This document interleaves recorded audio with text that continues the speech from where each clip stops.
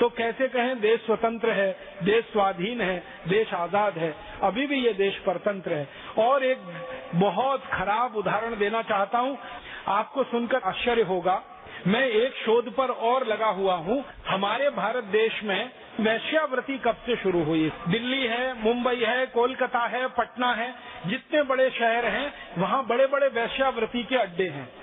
दिल्ली में है, मुंबई में है, कलकत्ता में है, मेरठ में है, आदि आदि ऐसे भारत में कई जगहों पर वैश्यावृत्ति के अड्डे हैं। और कोलकाता तो सारे देश में बदनाम है इस बात के लिए कि सबसे बड़ा वैश्यावृत्ति का केंद्र कोलकाता है।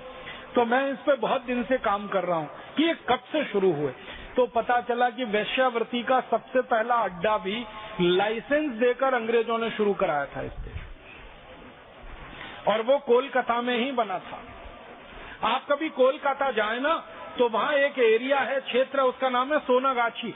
ये सोनागाछी एरिया में सबसे पहला वैश्यावृत्ति का केंद्र इसी बदमाश रॉबर्ट क्लाइव ने शुरू कराया था 1760 में। एक तरफ शराब का केंद्र शुरू कराया, दूसरी तरफ वैश्यावृत्ति का लाइसेंस देकर केंद्र शुरू कराया था। जब रॉबर्ट क्लाइव को ये बहुत सारे भारतवासियों ने कहा कि आप ये क्या कर रहे हैं, तो उसने कहा कि हमारी जरूरतें पूरी करने के लिए हमें कुछ तो करना है। और जरूरतें क्या है? अंग्रेज आते थे इस देश में तो अपने बीवी बच्चों को लेकर थोड़ी आते थे। जितने अंग्रेजों का इतिहास मैंने पढ़ा है, जाना है, समझा है, उसमें से लगभग 95% अंग्रेज इस देश में अकेले आए थे। उनकी बेटियां उनके साथ नहीं, उनकी पत्नियां उनके साथ नहीं, उनका परिवार उनके साथ नहीं, अकेले आते थे। अकेले आते थे तो शरीर की भूख शांत करने के लिए उनको कोई न कोई स्त्री चाहिए, तो उस स्त्री की तलाश में वो भूखे भेड़ियों की तरह से घूमा करते थे समाज में, और उसमें दुराचार और बलात्कार होते थे। तो फिर कुछ अंग्रेज अधिकारियों ने कहा कि इसमें बहुत शिकायतें आती हैं। कोई भी अंग्रेज अधिकारी किसी भी गांव में चला जाता है, किसी भी माँ बहन बेटी को उठा के जबरदस्ती उससे अपनी हवस और वासना शांत करता है, तो इसका कोई रास्ता निकाल दो और कानूनी रास्ता निकाल दो। तो अंग्रेजों ने कानूनी रास्ता निकाला, और वो कानूनी रास्ता ये निकाला कि कुछ माँ बहन बेटियों से जबरदस्ती बलात्कार किया। परिणाम ये हुआ कि उनको उनके परिवार में रहने लायक स्थिति नहीं रही। जब किसी की माँ को, बहन को, बेटी को जबरदस्ती आप परिवार से उठाएंगे, उसका शील भंग करेंगे, उसका बलात्कार करेंगे, तो परिवार उसको दोबारा स्वीकार करने की स्थिति में नहीं हो पाता, और वो माँ बहन बेटी भी परिवार के पास जाने की स्थिति में नहीं हो पाती, तब वो बेघर हो जाते। तो अंग्रेजों ने क्या किया, जिन माँ बहन बेटियों को बलात्कार करके बेघर किया, फिर उन्हीं माँ बहन बेटियों को लाइसेंस देकर उनको वैश्या बना दिया, और उन वैश्याओं के लिए जगह जगह कोठे बना दिए। फिर उन कोठों पर अंग्रेज जाने लगे और अपनी हवस और वासना की पूर्ति वहां वो करने लगे। और फिर धीरे धीरे जहां जहां अंग्रेजों की सेना उन्होंने रखी, हर जगह उन्होंने ये वैश्यावृत्ति के केंद्र शुरू किए। कोलकाता में किया, छावनी जहां पर है अंग्रेजों की, जिसको आप कैंट कहते हैं ना, कैंट, जिस भी भारत के नाम के साथ कैंट लगा हो, जैसे मेरठ कैंट, जैसे दिल्ली कैंट, जैसे बरेली कैंट, जैसे शाहजहांपुर कैंट, जैसे अलीगढ़ कैंट, ये कैंट शब्द जहां भी आप सुने पढ़े, रुड़की का कैंट या हरिद्वार के आसपास कहीं कैंट, ये कैंट क्षेत्र थे अंग्रेजी सैनिकों के रहने वाले क्षेत्र। और जहां जहां उन्होंने कैंट बनाए, हर जगह वैश्यावृत्ति का अड्डा बना दिया, क्योंकि सैनिक रहते हैं, अपने शरीर की वासना को शांत करना ही है। तो शराब और वैश्यावृत्ति, इन दोनों को कानूनन रूप से इस देश में शुरू करा के और एक उद्योग की तरह स्थापित करा दिया, ये अंग्रेजों ने इस देश में किया। शराबी बना दिया, वैश्यावृत्ति बना दिया हमको, फिर जुए का शिकार बना दिया। तरह तरह के जो जुए इस देश में होते हैं, ज्यादातर जुए अंग्रेजों के जमाने के शुरू किए हुए, और ये जुए, वैश्यावृत्ति और शराब के लिए उन्होंने क्लब बनाए, और ये क्लब अभी भी हैं जगह जगह। आप जानते हैं, कहीं दिल्ली में जिम खाना क्लब है, तो कहीं मेरठ में जिम खाना क्लब है, तो कहीं किसी और जगह जिम खाना। ये सारे जिम खाने क्लब एक जमाने में अंग्रेजों की अय्याशी के अड्डे थे। अंग्रेज अधिकारी आते थे मौज मस्ती करने के लिए, ये सारे क्लब बनाए गए थे। अब होना क्या चाहिए था, अंग्रेजों के जाने के बाद सबसे पहले इस देश में कानून बदल होना चाहिए था शराब का, फिर कानून बदल होना चाहिए था वैश्यावृत्ति का, फिर कानून बदल होना चाहिए था बलात्कार वाला, फिर कानून बदल होना चाहिए था गोहत्या का, फिर कानून बदल होना चाहिए था ये जो क्लब खोले गए अंग्रेजों के द्वारा अय्याशी के लिए। लेकिन काले अंग्रेजों ने एक भी ये कानून बदल नहीं किया, क्योंकि काले अंग्रेजों को भी उसी रास्ते पर चलना था जिस रास्ते पर चलकर गोरे अंग्रेजों ने इस देश को लूटा या बलात्कार का शिकार बनाया, अत्याचार का शिकार बनाया। काले अंग्रेज भी वही कर रहे हैं। गोहत्या का कानून नहीं बना सके, शराबबंदी का कानून नहीं बना सके, वैश्यावृत्ति को रोकने का कानून नहीं बना सके। इस देश में अनाचार, पाप और अत्याचार के खिलाफ कुछ नहीं हो पाया आजादी के 63 साल। गोहत्या बंद करने के लिए गोहत्या निषेध का कानून बनना है। गांधी जी ये बार बार कहा करते थे। गांधी जी ने अपनी हत्या के 6 महीने पहले ये कहा था कि आजादी मिलते ही कलम की एक नोक से सबसे पहला कानून मैं बनवाऊंगा तो गोहत्या निषेध का कानून बनवाऊंगा। ये गांधी जी का वायदा था पूरे देश से, और आजादी मिलने के 6 महीने पहले का वायदा है। और ये वायदा किसी व्यक्तिगत बैठक में उन्होंने नहीं किया, भरी सभा में ये वायदा किया था और सारे देश के अखबारों में मुख पृष्ठ पर ये छपा था। और उस समय की कटिंग हमारे पास है। महात्मा गांधी ने सारे देश को आश्वासन दिया था कि आजादी मिलते ही गोहत्या निषेध का कानून बनेगा, आजादी मिलते ही अंग्रेजी हटाने का कानून बनेगा, आजादी मिलते ही शिक्षा व्यवस्था बदली जाएगी, आजादी मिलते ही अंग्रेजों के सारे कानून रद्द किए जाएंगे, शराब बंद की जाएगी, पूरे देश में शराबबंदी लागू की जाएगी। ये गांधी जी ने वायदा किया था पूरे देश को। लेकिन गांधी जी के परम शिष्यों ने, जो गांधी जी का नाम लेकर सत्ता की सीढ़ी पर चढ़े और जिन्होंने गांधी जी को पूरे देश में भुनाया वोट के लिए और नोट के लिए, उन लोगों ने गांधी जी की ही हत्या कर दी। गांधी जी की कहे हुए एक भी वाक्य को उन्होंने नहीं माना और गांधी जी के वायदे को उन्होंने सत्ता मिलते ही और गांधी जी की हत्या होते ही 6 महीने में भुला दिया। मुझे तो कभी कभी ये कहने का मन करता है, हालांकि ये कहने लायक बात नहीं है, नाथूराम गॉडसे ने तो महात्मा गांधी के शरीर की हत्या की थी। महात्मा गांधी के परम शिष्यों ने सत्ता के लालच में महात्मा गांधी की आत्मा की हत्या की, उनकी भावना की हत्या की। उनकी कही हुई एक बात को उन्होंने नहीं माना, एक छोटी सी बात उन्होंने नहीं मानी। गांधी जी ने ऐसे तो सैकड़ों बातें कही हैं। उनकी जो पुस्तक है हिंद स्वराज, जिसको आज 100 वर्ष पूरे हुए हैं, महात्मा गांधी ने सन 1909 में हिंद स्वराज पुस्तक लिखी थी और उसमें भारत कैसा होना चाहिए, भारत की व्यवस्थाएं कैसी होनी चाहिए, बहुत बारीक और विशद वर्णन है उसमें। तो गांधी जी का ये कहना था कि मेरी आजादी माने भारत की आजादी के बाद ये हिंद स्वराज में जो कुछ लिखा है इसका एक शब्द भी बदलने की मुझे जरूरत नहीं है, ऐसा ही भारत बनाना है। वो हिंद स्वराज का करीब 100 वर्ष पूरा हुआ है। सारा देश महात्मा गांधी को नमन कर रहा है, उनकी इस पुस्तक को पढ़ा जा रहा है, उस पर बहसें हो रही हैं, सेमिनार सिंपोजियम हो रहे हैं। लेकिन भारत सरकार इतनी बेशर्म है कि महात्मा गांधी की लिखी गई उस पुस्तक के एक भी शब्द को नीतियों में बदलने को, कार्य में बदलने को तैयार नहीं है, योजना में बदलने को तैयार नहीं है। तो अब हमें करना है ये काम। महात्मा गांधी ने जो कुछ हिंद स्वराज में लिखा है, महात्मा गांधी ने एक और सुंदर पुस्तक लिखी है, मेरे सपनों का भारत। एक तो हिंद स्वराज है, एक मेरे सपनों का भारत है। इन दोनों पुस्तकों में भारत के भविष्य का जो कुछ खाका उन्होंने खींचा है, कैसा भारत होना चाहिए, व्यवस्थाएं कैसी होनी चाहिए, नीतियां कैसी होनी चाहिए, कानून कैसे होने चाहिए। हम भारत स्वाभिमान के कार्यकर्ता संकल्प लेते हैं कि महात्मा गांधी के देखे हुए सपने को, उनके लिखे हुए वाक्यों को इस देश की नीतियों में बदलवाएंगे, कानूनों में बदलवाएंगे और व्यवस्था परिवर्तन का काम वहीं से शुरू करेंगे। हमें ये काम करना है, नहीं तो ये गुलामी बहुत लंबी हो जाएगी और ज्यादा लंबी गुलामी किसी समाज में चल जाती है तो समाज आत्मविस्मृति की स्थिति में चला जाता है। ऐसी स्थिति हमारे देश में नहीं आनी चाहिए।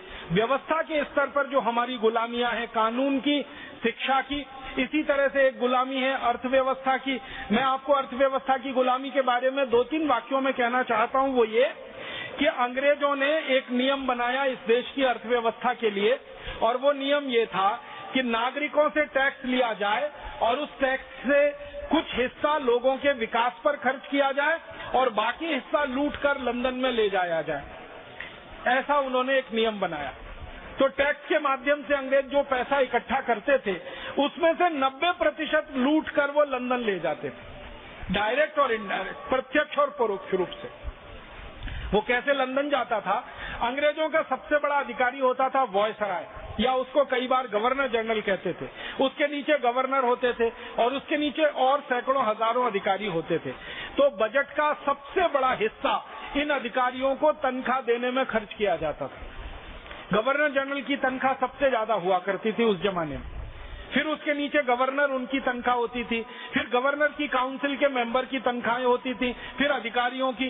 तो अगर 100 रुपए बजट में इकट्ठा हुआ, मैं कल्पना के लिए बात कर रहा हूं, तो 90 रुपए अंग्रेजी अधिकारियों की सीधे जेब में चला जाता था। 10 रुपए सिर्फ विकास के काम में आता था।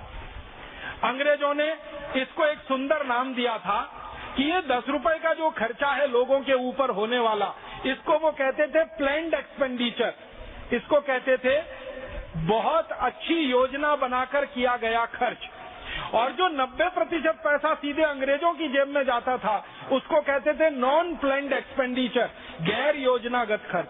तो बजट का 10% विकास पर खर्च होता था, 90% अंग्रेज सीधे लूटते थे। ये अंग्रेजों ने किया। 1927 के बजट के कुछ प्रमाण हमारे पास हैं। 1927 के पहले के बजट के प्रमाण नहीं मिलते, लेकिन पहले बजट के प्रमाण 1927 के हैं। वो ये बताते हैं कि 1927 के कुल बजट में 90% अंग्रेजों ने सीधे जेब में डाल लिया, 10% विकास में खर्च किया। तो भारत में गरीबी बढ़ती गई, बेकारी बढ़ती गई, भुखमरी बढ़ती गई, और अंग्रेजों का ये नियम चलता ही गया। आजादी मिली 15 अगस्त 1947 को, तो आजादी के बाद भारत की अर्थव्यवस्था में ये नियम बदला जाना चाहिए था। और होना ये चाहिए था कि अंग्रेजों के जाने के बाद 90% खर्चा लोगों के विकास पर हो और 10% खर्चा सरकार चलाने वाले अधिकारियों पर हो या सरकार पर हो। लेकिन काले अंग्रेजों ने जब से सरकार चलाई, भारतवासियों ने जब से अपनी सरकार बनाई, 63 साल गवाह हैं इस बात के, एक भी बजट ऐसा नहीं बना जिसमें 90% विकास पर खर्च हुआ हो और 10% सरकारी कर्मचारियों की और व्यवस्था पर खर्च हुआ हो। अभी भी 2009 का बजट देखो, 2008 का बजट देखो, 2007 का देखो, 2006 का देखो, 2005 का देखो, 63 साल में जितने बजट बने हैं, किसी भी बजट को उठाकर आप देखोगे तो तरीका वही है। 10% ही हिस्सा है जो विकास पर खर्च हो रहा है, 90% अभी भी हमारे नेता, अधिकारी और व्यवस्थाओं पर खर्च हो रहा है। और बड़े शर्म की बात है, अफसोस की बात है कि गवर्नर जनरल और वायसराय होता था, सबसे ज्यादा तनख्वाह लेता था उस जमाने में। अब हमारे देश में उस स्थान पर राष्ट्रपति महोदय हैं और उनकी तनख्वाह भी इस देश में सबसे ही ज्यादा है। मुझे बहुत अफसोस है ये कहते हुए कि भारत का एक गरीब आदमी एक दिन में खर्च करने के लिए 20 रुपए भी नहीं पा सकता। 84 करोड़ लोग इस देश में 20 रुपए कम प्रतिदिन पर जिंदा हैं, माने एक दिन में 20 रुपए से कम खर्च कर पाते हैं, ऐसे 84 करोड़ लोग हैं। और इस देश के राष्ट्रपति का एक दिन का खर्चा 7.5 लाख रुपए का है। एक दिन का खर्चा, साल भर का खर्चा करीब 27 करोड़ रुपए का है। राष्ट्रपति एक दिन में 7.5 लाख रुपए खर्च करते हैं। उपराष्ट्रपति एक दिन में करीब 5-5.25 लाख रुपए खर्च करते हैं। प्रधानमंत्री एक दिन में 6-6.25 लाख रुपए खर्च करते हैं। प्रधानमंत्री के मंत्रिमंडल में 90 मंत्री हैं। इन 90 मंत्रियों का एक दिन का खर्चा कुल मिला के करोड़ों रुपए का है। 84 करोड़ लोग इस देश में एक दिन में 20 रुपए से ज्यादा खर्च नहीं कर पाते। और भारत सरकार के प्रथम व्यक्ति के रूप में राष्ट्रपति एक दिन में 7.5 लाख रुपए खर्च करते हैं। अंग्रेजों के जमाने में जो वायसराय और गवर्नर जनरल होता था, वो एक दिन में सबसे ज्यादा खर्च करता था और गरीब आदमी इस देश में भूखा मरता था। अंग्रेजों के जाने के बाद भी व्यवस्था वही है। राष्ट्रपति के ऊपर सबसे बड़ा खर्च है और जो देश का मालिक है, जो इस देश का वोटर है, जो आप और मैं टैक्स देने वाले हैं, उसके ऊपर खर्चा सबसे कम है। तो आजादी के बाद भी अर्थव्यवस्था में कोई बदलाव नहीं हुआ। अंग्रेज सारा टैक्स इकट्ठा करके केंद्र सरकार के पास लाते थे। आजादी के बाद सारा टैक्स इकट्ठा होकर केंद्र सरकार के पास जाता है। अंग्रेजों के जमाने में केंद्र सरकार के टैक्स सबसे ज्यादा हुआ करते थे। आजादी के बाद केंद्र सरकार के टैक्स सबसे ज्यादा हैं। अंग्रेजों के जमाने में पूरी व्यवस्था में नियम बनाने के लिए अंग्रेज अधिकारी हुआ करते थे।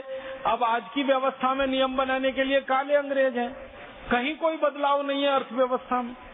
अंग्रेजों के जमाने में जो बड़ी बड़ी कंपनियां होती थी और बड़े बड़े उद्योग हुआ करते थे, उनको सब तरह की छूट मिलती थी। अंग्रेजों के जाने के 63 साल के बाद भी इस देश में बड़ी बड़ी कंपनियां और बड़े बड़े उद्योगों को सब तरह की छूट मिलती है। आपको सुनकर हैरानी होगी, आश्चर्य होगा कि हमारे देश में जो बड़े बड़े उद्योग हैं, उनके सभी के नाम आप जानते हैं। इनके ऊपर बैंकों का लाखों करोड़ों रुपए बकाया है, लेकिन बैंक वाले कभी भी उनके घर में जाकर छापा नहीं मारते। लेकिन किसानों के ऊपर बैंक का अगर 10,000 बकाया हो, 5,000 बकाया हो, तो बैंक वाले किसान के घर के सामने जाकर खड़े हो जाते हैं और उसकी इज्जत को नीलाम करके उसके घर के गाय बैल भैंस को खोल कर ले जाते हैं। किसानों का 10,000 भी माफ करने में दर्द होता है और बड़ी बड़ी कंपनियों का लाखों करोड़ों रुपए माफ कर दिया जाता है। हमारे देश में बड़े हैरानी की बात है, बड़ी बड़ी कंपनियों के ऊपर बिजली के करोड़ों रुपए के बिल बकाया हैं और उनकी बिजली अबाध गति से उनको दी जाती है। और कोई किसान अगर बिजली का बिल भरने में थोड़ी भी देर कर दे तो उसके ट्यूबवेल का कनेक्शन काट देते हैं, उसका ट्रांसफर पर उठा के ले जाते हैं। किसान बिजली ना मिले तो खेत में पानी देने की स्थिति में नहीं रहता, लेकिन बड़े बड़े उद्योग वाले 5-5 साल 10-10 साल बिजली के बिल नहीं भरते, किसी की बिजली नहीं कटती है। बड़े उद्योग जहाँ लगते हैं, बड़ी कंपनियां जहाँ होती हैं, वहाँ सड़क भी बन जाती है, पानी भी आ जाता है, म्युनिसिपैलिटी के सारे एनओसीज आ जाते हैं। 2 महीने 3 महीने में उनके घर में सब नो ऑब्जेक्शन सर्टिफिकेट पहुंच जाते हैं। लेकिन साधारण आदमी इस देश में कुछ करना चाहे तो उसको चप्पलें घिसते घिसते 3-3 साल लग जाते हैं, 4-4 साल लग जाते हैं और उसको एक-एक विभाग का एनओसी नहीं मिल पाता। मतलब क्या है, अर्थव्यवस्था अंग्रेजों के जमाने में जैसी चलती थी वैसे ही आज भी चल रही। और एक बात बताऊं, अंग्रेजों ने अर्थव्यवस्था में एक कानून बनाया था कि अंग्रेजों का माल जो भारत में आकर बिकेगा वो टैक्स फ्री होगा और भारत में जो स्वदेशी माल बनेगा उस पर टैक्स लगाया जाएगा। और अंग्रेजों ने इस तरह से भारत के स्वदेशी माल को महंगा कर दिया और अंग्रेजी माल सस्ता हो गया। अब आजादी के 63 साल के बाद भी यही तरीका इस देश में अपनाया जा रहा है। बाहर से आने वाले विदेशी सामानों पर टैक्स घटाया जा रहा है और देश के अंदर बनने वाले स्वदेशी सामान पर टैक्स लगातार बढ़ाया जा रहा है। स्वदेशी सामान महंगा है, विदेशी सामान सस्ता है। और मुझे तो बहुत दुख होता है ये कहते हुए कि कई विदेशी कंपनियां हैं जिनको भारत सरकार ने 10-10 साल के लिए टैक्स में खुली छूट दे रखी है। माने 10 साल तक वो भारत में जितना धन कमाएंगे उसमें एक पैसा भी उनको टैक्स नहीं देना है, वो सारा लूट कर ले जाएंगे बिना टैक्स दिए हुए। और भारतवासी एक भी ऐसा नहीं है जिसको सरकार टैक्स में छूट देने को तैयार हो। हमारे देश के शेयर बाजार में बहुत सारी विदेशी कंपनियां आती हैं और लूट लूट कर सारा धन ले जाती हैं। शेयर बाजार से वो कैसे लूट करती हैं, कोई एक विदेशी कंपनी आई, उसने भारत की किसी कंपनी के शेयर्स खरीदे, भारत की कंपनी के शेयर का भाव बढ़ा दिया, 100 रुपए वाला शेयर अचानक से 500 रुपए में हो गया। फिर भारतवासियों के मन में लालच आता है कि ये 500 वाला शेयर कल 1000 का हो जाएगा, तो भारतवासी अपनी सारी जमा पूंजी वो 500 रुपए का शेयर खरीदने में लगा देते हैं। शेयर का भाव 500 से 800 हो जाता है, किसी दिन 1000 पे पहुंच जाता है। और जिस दिन विदेशी कंपनी देखती है कि अब इस शेयर का भाव इससे ज्यादा नहीं हो सकता, ये मैक्सिमम है, अधिकतम है, उसी दिन वो सारे शेयर्स बेच देते हैं। तो जो शेयर विदेशी कंपनी ने 100 रुपए में खरीदा उसको वो 1000 रुपए में बेचते हैं और 900 रुपए एक एक शेयर पर लूटकर उसी दिन भारत से भाग जाते हैं। और हमारी सरकार उनसे एक पैसा टैक्स भी नहीं ले पाती है और उनके लूट के पैसे को भी नहीं रोक पाती है। शेयर बाजार में से एक एक दिन में 50-50 हजार करोड़ रुपए की लूट हो जाती है और इस देश के वित्त मंत्री के पेट का पानी नहीं हिलता, इस देश के प्रधानमंत्री के पेट का पानी नहीं हिलता। मुझे याद है एक दिन हमारे शेयर बाजार में से एक दिन में 48,000 करोड़ की लूट हुई थी और वित्त मंत्री से अखबार वालों ने पूछा कि आप देश के वित्त व्यवस्था के नियंता हैं, इसकी सुरक्षा करने के लिए आपको यहाँ रखा गया है, 48,000 करोड़ लुट गया भारत का एक दिन में। तो वित्त मंत्री ने जवाब दिया था, माफ कीजिए, मैं अपनी नींद खराब नहीं करता, 48,000 करोड़ लुटे या 1 लाख करोड़। वित्त मंत्री अपनी नींद खराब नहीं करता। ये बयान देश के वित्त मंत्री का था, कोई साधारण आदमी का नहीं था। शर्म है, अफसोस है कि ऐसे लोग वित्त मंत्री हैं जिनके देश में से 48,000 करोड़ लुट जाए और वित्त मंत्री कहे कि मैं मेरी नींद खराब नहीं करता इसके लिए। इतनी लूट हमारे यहाँ शेयर बाजार में से हो रही है। और कई कई कंपनियों ने क्या कर रखा है, भारत में घुसने के लिए चोर रास्ता ढूंढ रखा है। भारत सरकार की दुनिया के कुछ देशों के साथ डबल टैक्सेशन अवॉइडेंस ट्रीटी है, माने दोहरा कराधान रोकने की संधि। जैसे एक मॉरिशस नाम का देश है, भारत की उससे एक संधि है। लिचेस्टन नाम का एक देश है। ऐसे 70 देशों से भारत सरकार की संधि है।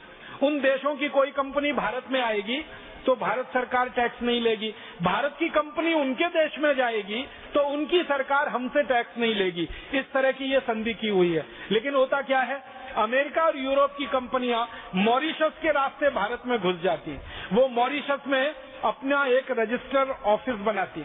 एक कमरे का ऑफिस होता है, 10 बाई 10 का ऑफिस होता है। ढूंढने जाओ तो मॉरिशस में वो मिलेगा ही नहीं आपको। लेकिन यहाँ के रिकॉर्ड्स में मॉरिशस का कोई ऑफिस, रजिस्टर्ड ऑफिस वो दिखाते हैं और मॉरिशस की कंपनी बन के भारत में घुस जाते हैं। तो जितना वो मुनाफा कमाते हैं उस पर 1 पैसा भी उनको टैक्स नहीं देना पड़ता। सारा पैसा बिना टैक्स दिए हुए ले जाते हैं, क्योंकि मॉरिशस के साथ भारत सरकार की संधि। एक एक साल में 35 से 40 हजार करोड़ रुपए लुट रहा है एक एक देश के कारण, वो मॉरिशस हो, लिचेस्टन हो या दूसरे कोई देश हो। ऐसे 70 देशों से संधि है, लाखों करोड़ों रुपए देश के लुट रहे हैं। सरकार को कोई फर्क नहीं पड़ता, क्योंकि सरकार वही है जो अंग्रेजों के जमाने में थी। अंग्रेजों की कंपनियां भारत को लूटे, अंग्रेज सरकार को कोई तकलीफ नहीं थी। अब भारत सरकार को कोई तकलीफ नहीं है, विदेशी कंपनियां भारत को लूटे, कोई तकलीफ नहीं। मुझे एक बहुत खराब उदाहरण आपको देना है। अंग्रेजों ने भारत में नमक पर कर लगाया था और नमक पर कर लगाकर नमक को महंगा कर दिया था। महात्मा गांधी ने उस नमक कर के खिलाफ बहुत बड़ा सत्याग्रह किया था। आप सभी जानते हैं, दांडी मार्च उसी सत्याग्रह का नाम था। गांधी जी का ये कहना था कि गरीब आदमी सबसे सस्ती चीज है, नमक से रोटी खा सकता है। अंग्रेजों की सरकार ने उसी नमक को महंगा कर दिया। गांधी जी ने कहा ये मंजूर नहीं है, नमक के लिए जो कर लगा है उसके खिलाफ मैं सत्याग्रह करूंगा। गांधी जी ने सत्याग्रह किया, अंग्रेज सरकार झुकी और गांधी जी के दबाव में आकर अंग्रेज सरकार ने नमक का कर वापस लिया, नमक का टैक्स वापस लिया और नमक फिर से सस्ता हुआ। लेकिन गांधी जी के जाने के बाद इस भारत देश में नमक फिर महंगा हो गया। जो नमक 15 पैसे किलो बनता है वो नमक आपको 7 रुपए, 8 रुपए, 9 रुपए किलो बेचा जा रहा है। कई कई शहरों में तो 15 रुपए किलो नमक बिक रहा है। आप पूछो, नमक बनाने में 15 पैसे किलो का खर्च आता है, क्योंकि नमक बनाने में कोई चीज लगती ही नहीं है। समुद्र का पानी लगता है, वो मुफ्त का है। सूरज की रोशनी लगती है, वो भी मुफ्त की है। तो सूरज की रोशनी मुफ्त की, समुद्र का पानी मुफ्त का, तो फिर नमक बनाने में खर्चा क्या? सूरज का धूप पानी के ऊपर पड़ती है, पानी वाष्प बन के उड़ जाता है, नमक नीचे रह जाता है। और ये नमक में मजदूरी 15 पैसे किलो के आसपास आती है। तो जो नमक 15 पैसे किलो बनता है वो आपको ज्यादा से ज्यादा 1 रुपए किलो में मिलना चाहिए, लेकिन वो 7 रुपए, 8 रुपए किलो, 15 रुपए किलो बेच रही है हमारी सरकार। तो हमारी सरकार कोई अंग्रेजों से कम थोड़ी है। अंग्रेजों ने नमक महंगा किया था टैक्स लगाकर, हमारी सरकार ने भी नमक को महंगा बना दिया कुछ विदेशी कंपनियों के लोभ और लालच में आकर। और वो नमक आप खा रहे हैं और मजबूरी में आप खा रहे हैं। 15 रुपए किलो, 17 रुपए किलो, 8 रुपए किलो, 10 रुपए किलो, जो मिलना चाहिए 15 पैसे। मुझे नहीं लगता कि अंग्रेजों की सरकार से भारत सरकार में कोई बहुत बड़ा अंतर आया है। अंग्रेजों की सरकार टैक्स लगा के लूटती थी, भारत की सरकार परोक्ष टैक्स लगाकर उसी नमक को महंगा बनाकर आपको लूट रही। इस देश में कोई तर्क समझ में नहीं आता कि आलू बाजार में हम खरीदें तो 5-7 रुपए किलो मिल जाए और उस आलू का चिप्स हम खरीदें 400 रुपए किलो में मिले। टमाटर हम बाजार में खरीदें 8-10 रुपए किलो मिल जाए, उसी टमाटर की चटनी खरीदें सॉस के नाम पर 200 रुपए किलो में मिले। कोई तर्क समझ में नहीं आता। हमारे गांव में गाय का दूध 10 रुपए लीटर मिले और पानी की भरी हुई बोतल पेप्सी और कोका कोला की वो 30 से 35 रुपए लीटर मिले हमको, और वो भी जहर घुला हुआ। 10 रुपए लीटर में गाय का शुद्ध दूध मिले जो अमृत है, और 35 रुपए लीटर में जहरीला पानी मिले जिसको पी के किडनी खराब हो जाए, लीवर खराब हो जाए, फेफड़े खराब हो जाए, कैंसर हो जाए। हमको कोई तर्क समझ में नहीं आता। मुझे तो इससे ज्यादा दुख नहीं लगता इस देश में कि हम गाय का घी खरीदें खाने के लिए 150 से 200 रुपए किलो में मिल जाए, और दांत घिसने के लिए टूथपेस्ट 300 रुपए किलो मिले हमको। 30 रुपए का 100 ग्राम 300 रुपए किलो। काजू नहीं है 300 रुपए किलो, टूथपेस्ट है 300 रुपए किलो। क्रीम लगाने वाली जो मुंह पर हम लोग फेयर एंड लवली इस्तेमाल कर रहे हैं, वो पूरे देश में मिले 40 रुपए की 25 ग्राम, 80 रुपए की 50 ग्राम, 160 रुपए की 100 ग्राम, 1600 रुपए की 1 किलो मुंह पे लगाने वाली क्रीम, 300 रुपए किलो बादाम, 400 रुपए किलो और अच्छा बादाम, 300-250 रुपए किलो काजू, 200 रुपए किलो गाय का घी। अच्छी से अच्छी मिठाई खरीदें, दूध की बनी हुई, खोवा की बनी हुई तो 150-200 रुपए किलो की। तो अच्छी से अच्छी चीजें खाने पीने की 150-250 रुपए किलो, और मुंह पे पोतने वाली क्रीम 1600 रुपए किलो। और हम भी ऐसे परम मूर्खों के मूर्ख 200 रुपए किलो घी ना खाएं, 1600 रुपए किलो की क्रीम चुपड़ कर चेहरे पे लगाएं और कहें हम तो बहुत गोरे हो रहे हैं, हम तो बहुत सुंदर हो रहे हैं। व्यवस्था पूरी की पूरी अंग्रेजों के जमाने की। टैक्स लगा के लूटो, अंग्रेजों का नियम, टैक्स लगा के लूटो, अंग्रेजों के बाद का नियम, टैक्स लगा के लूटो। व्यवस्था को चलाओ थोड़े लोगों के लिए, अंग्रेजों का नियम, आज भी वही नियम। व्यवस्था में परोक्ष रूप से खर्चा करो, सरकार चलाने पर और तनख्वाह देने पर ज्यादा से ज्यादा, विकास पे सबसे कम, आज भी वही। तो सारी की सारी अर्थव्यवस्था की नीतियां, नियम, कानून अंग्रेजों के जमाने के हैं। तो इसलिए लगता नहीं है कि भारत स्वतंत्र हो गया है या स्वाधीन हो गया है। इसी तरह से कृषि व्यवस्था में वही समस्या है। अंग्रेजों के जमाने में इस देश में यूरिया, डीएपी और केमिकल फर्टिलाइजर ज्यादा से ज्यादा आए, भारत की इसकी भूमि तैयार की गई, क्योंकि दूसरे विश्व युद्ध में अंग्रेजी और अमरीकी कंपनियों ने रासायनिक हथियार खूब बनाए और बेचे। जब दूसरा विश्व युद्ध खत्म हो गया तो रासायनिक हथियार बिकने बंद हो गए, लेकिन कारखाने उन्होंने चालू रखे। जिन रासायनिक पदार्थों का इस्तेमाल करके हथियार बनते हैं, उन्हीं रासायनिक पदार्थों का इस्तेमाल करके उन्होंने यूरिया, डीएपी, सुपर फॉस्फेट बना लिया, केमिकल पेस्टिसाइड बना लिया, और धीरे धीरे भारत में घुसाना शुरू किया। और अंग्रेजों के बाद के काले अंग्रेजों ने तो ऐसा नाश मारा इस देश का कि यूरिया, डीएपी, सुपर फॉस्फेट को खुलेआम भारत में छूट दे दी, और गांव-गांव, गली-गली, घर-घर किसानों ने कट्टे पे कट्टा यूरिया डाल डाल के मिट्टी का सर्वनाश कर दिया। जिस मिट्टी में 1 ग्राम भी यूरिया नहीं डाला जाता था, अभी वहाँ 1-1 एकड़ में 10-10, 15-15 कट्टे यूरिया डाल देते हैं, डीएपी डाल देते हैं, जहर पर जहर डाल देते हैं। फिर खेत में फसल उगती है, उस पर कीड़ा लगता है, कीड़े को मारने के लिए और जहर डाल देते हैं। पूरी खेती को विषैला बना दिया, पूरी धरती को विषैला बना दिया, पूरा पानी विषैला हो गया। उस खेती के अन्न को हम खा रहे हैं, हमारे शरीर में जहर आ रहा है। मुझे बहुत दुख है ये कहते हुए कि एक समय भारत देश के कुछ वैज्ञानिकों ने माताओं के दूध का परीक्षण किया था, तो पता चला माताओं के दूध में डीडीटी है, बेंजीन हेक्साक्लोराइड है, एंडोसल्फान है माताओं के दूध में। कहां से पहुंच गया ये? माताएं जो अन्न खा रही हैं वो शरीर में आ रहा है, उस अन्न में ये जहर है तो दूध में आ रहा है, और वो दूध अपने नौनिहाल बच्चों को पिला रही हैं।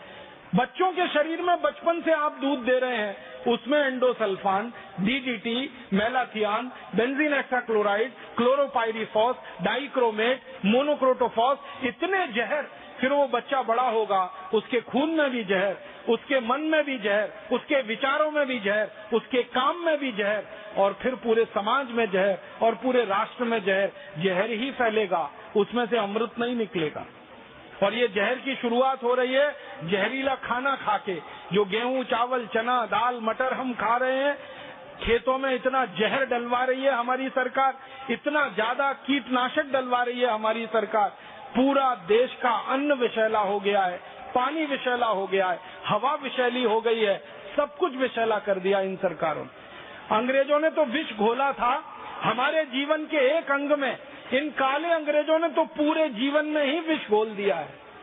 जीवन का कोई ऐसा हिस्सा नहीं बचा है जो विष के प्रभाव से मुक्त हो। मुझे माफ करेंगे ये बात कहने के लिए।